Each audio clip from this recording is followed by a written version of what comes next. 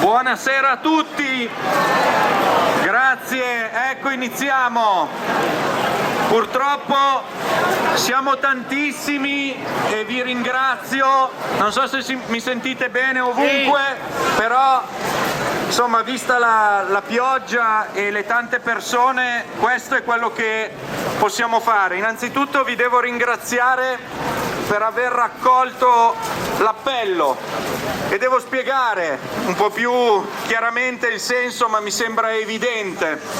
Quando tutti quanti noi abbiamo visto le scene di questo cortile e il fatto che questo palazzo e la nostra città è andata su tutti i media nazionali con un messaggio che non corrisponde assolutamente alla realtà, come evidenzia la grande partecipazione di questa sera, dovevamo assolutamente far emergere i sentimenti veri democratici della nostra città.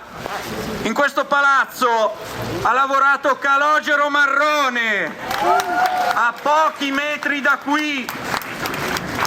La nostra città è una città che per tradizione ha contribuito in maniera significativa alla Resistenza e contribuisce tuttora a mantenere salda la democrazia nel nostro Paese.